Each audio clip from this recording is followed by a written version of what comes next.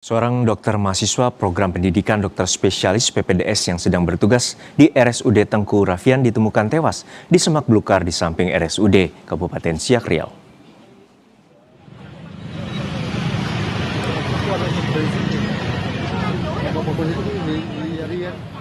Warga dikejutkan dengan penemuan dokter yang ditemukan tewas di area semak belukar samping pagar luar RSUD Tengku Rafian, Siak Riau. Saat ditemukan, tas serta seluruh barang milik korban masih utuh di lokasi kejadian. Korban diketahui baru bertugas menjalani praktik kedokterannya di RSUD Tengku Siak sejak tanggal 1 Juli 2026. Korban diketahui keluar dari rumah sakit sehari sebelum ditemukan meninggal.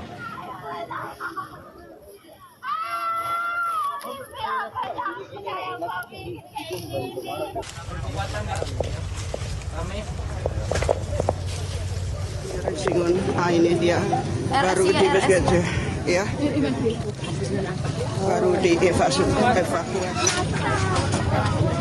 Polisi yang datang ke lokasi langsung mengevakuasi jenazah korban. Dari pemeriksaan awal tidak ditemukan tanda kekerasan pada korban, serta barang korban yang berharga seperti handphone hingga tas masih ditemukan utuh.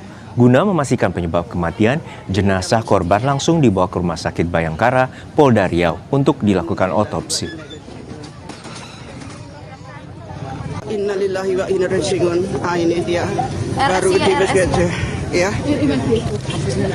baru dievakuasi. Dan selanjutnya dari olah TKP secara umum kasat mata kita tidak menemukan adanya tanda-tanda kekerasan. Sehingga dengan kejadian ini terhadap jenazah kita kirim langsung ke Rumah Sakit Bayangkara untuk dilakukan otopsi. Hingga kini sebab kematian masih kita lakukan penyelidikan dan menunggu hasil dari otopsi di rumah sakit.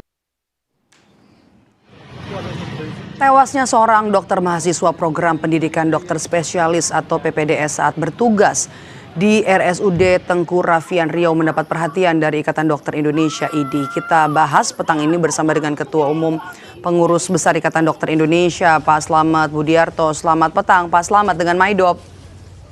Selamat petang, Maidop. Oke, Pak Slamet, informasi yang sudah dihimpun oleh IDI sejauh ini soal kematian dokter PPDS ini apa saja, Pak? Ya, yang pertama informasi kematian.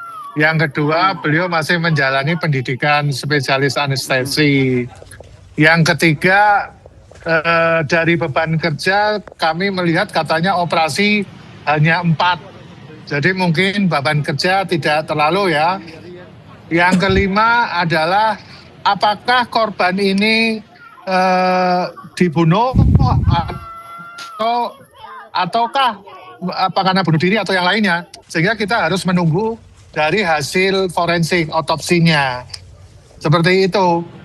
Saya tidak tahu apakah ada kendala psikologis dengan rumah tangganya atau dengan siapa, saya belum mengetahui untuk itu. Oke. Baik, kalau untuk penyebab kematian kita masih harus tunggu. Tapi yang pasti info kematian apa saja yang Anda dapatkan, yang didapatkan, Pak? Ya sama seperti yang didapatkan oleh Kompas TV, belum dari luar itu tidak ada tanda-tanda untuk terjadinya pembunuhan. Tapi untuk memastikan itu kan harus dilakukan otopsi. Ya kita tunggu aja otopsinya. Kami awalnya berpikir bahwa wah ini jangan-jangan terjadi karena beban kerja lagi nih kayak sebelumnya yang di Manado ya. Itu kan. Nah ternyata kami telusur dari Ketua IDI menyatakan katanya operasinya sedikit.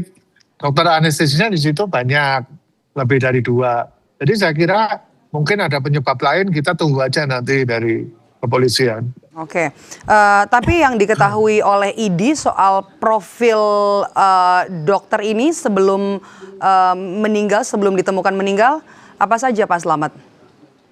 Ya tidak ada tanda-tanda yang mencurigakan. Dia sebagai PPDS yang biasa dan mungkin ada masalah rumah tangga juga ya biasa kan kalau rumah tangga. Kemudian secara overall dalam melakukan tugasnya di rumah sakit tersebut tidak punya masalah. Nah, makanya kita tunggu aja dari forensik tadi.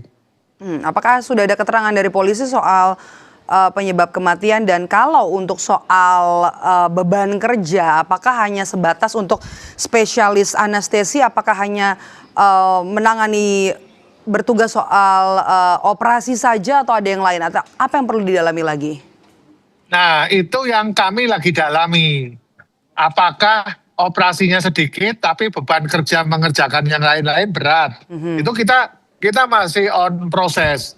Tapi sekali lagi ID tetap fokus pada jam kerja untuk PPDS. Dokter PPDS itu maksimal 8 sampai 10 jam. Kami sudah menghimbau kepada Kementerian Kesehatan, karena Kementerian Kesehatan kan mengeluarkan surat edaran bisa 80 jam. Nah, ini sangat membahayakan bagi diri sendiri, pasien, dan yang lain-lainnya karena terlalu berlebih. Jadi kita patokannya 8 sampai 10 jam per hari atau 40 sampai 50 jam per minggu gitu loh. Sedangkan Kementerian Kesehatan sampai 80 jam per minggu. Itu yang kami tidak setuju. Kita masih harus tunggu nanti rilis dari polisi soal penyebab kematian korban. Terima kasih sudah bergabung bersama kami di Kompas Petang. Terima kasih. Pak Slamet Budiarto, sehat selalu.